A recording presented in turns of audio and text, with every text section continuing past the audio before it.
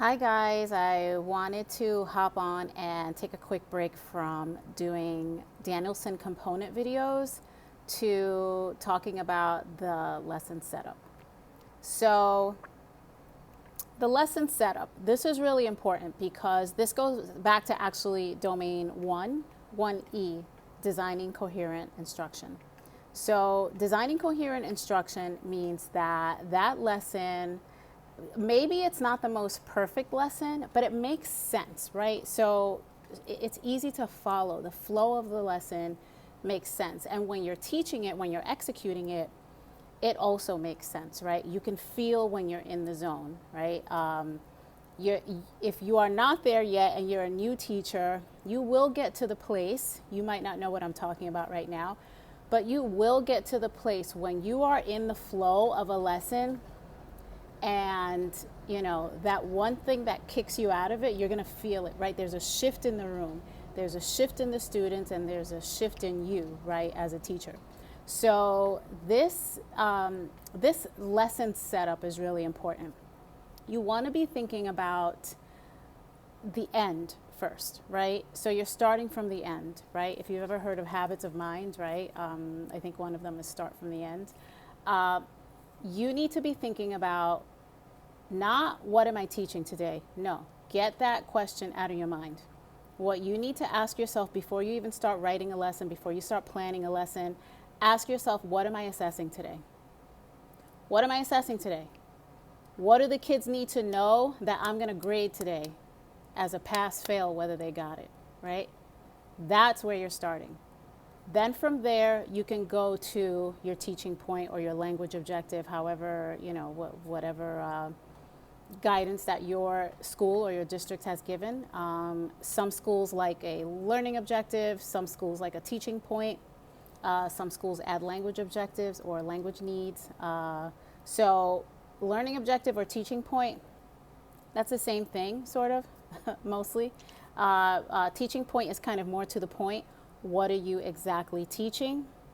And that needs to match exactly what you're assessing, right? So we've got that full circle, right? I have talked about that full circle before in my videos. Admin is looking for that full picture, that full circle, that straight line, right? If what you're assessing doesn't match what you just taught, the whole middle is going to be off, right? So don't even bother. If you're giving them something that doesn't match what you just taught, then what did they learn, right? So you have to be super intentional about what it is you're assessing today and how you're going to get there, right? Your lesson doesn't need to be more than 2 pages. All you have to do is bullet point it out, right? So your assessment, your learning objective or your teaching point, put in the standards that you're hitting, the whatever standards your state uses. You're going to put in the flow of the lesson, right? The flow of the lesson is where you put in your demo, right? What are you demoing? What's the example or exemplar, same thing, that's going to be up that kids know that that's the end product, right? That's what their end product should look like once they're finished, right? So you want to be thinking about that. Then you're going to put in your model. Your model is, I'm going to show you, whether it's in writing, whether it's in reading, math, whatever it is. I mean, math, you're reading, writing also. So whether it's reading or writing, I'm going to show you how to get to that demo. I'm going to show you how to get to that exemplar. I'm going to show you how to get to that end point, right? That's your bullet pointed out, your bulleted out model, flow of the lesson, whatever you want to call it. I like to call it a model because the flow of the lesson, you could put a bunch of junk in there and doesn't flow at all, right? So I like to have very specific terms, right? If it's going to be a teaching point or your teaching objective, then your standards, then your exemplar or your demonstration, not the model. Demonstration and model are 2 different things, okay? The demo is just the demo. You're just demoing what the end product looks like, right? Let me show you this right here. This is the demonstration of what your work is going to look like. It's going to look very similar to this. Now let me show you in my model how we're going to get to this, right? Then you're going to go and do this on your own with a different task, right? So they might have to do, they might have to reach the same end product, but they're going to do it maybe with a different passage, or, with a different section of a text that you give them, right? So that's how that looks. Teaching objective or learning objective, standards, demo or exemplar, model. Now you get to your questions. 2 questions in and out max. You got your 1 for your turn and talk and your 1 for your share out. That's it. End of story. Don't make it complicated. Don't complicate it.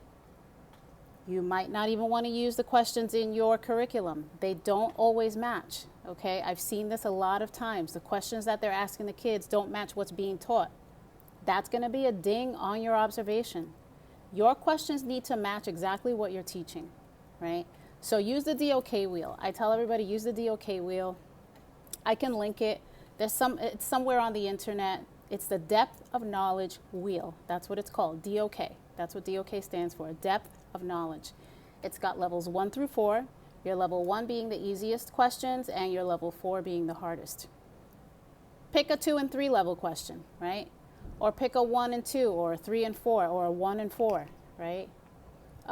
That's your best bet of getting a really coherent lesson. Your 2 questions that match what you're assessing, they match your teaching point. You've got your exemplar, your demo, you've got your modeling where you're showing what you're teaching, you've got your 2 questions where you're asking what you're teaching about. The kids are off and running, doing their own work, you're assessing what you just taught, right? It's that straight line, that full circle, right? So admin can come in at any time, and they will, I promise you. That one day where you're having like the worst day of your life, that's the day when they will come in. But you know what? It won't matter because you already have everything planned out, right? Your lesson looks great. It's 1 page, it's bulleted out, it looks, like perfect, it's seamless, it flows, right?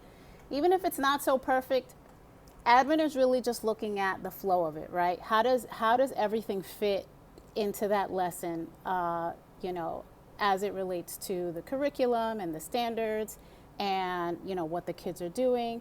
We're always looking at that full picture. What are you trying to teach?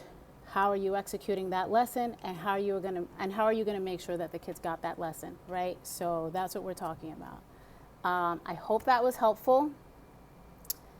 I will come back with 3B. My last video was 3A. I'm going to come back with 3B questioning, and that's a really fun one. So if you're not great at questioning, don't worry about it. I got you. I'm going to take care of you, and I'll see you soon. Reach out with questions.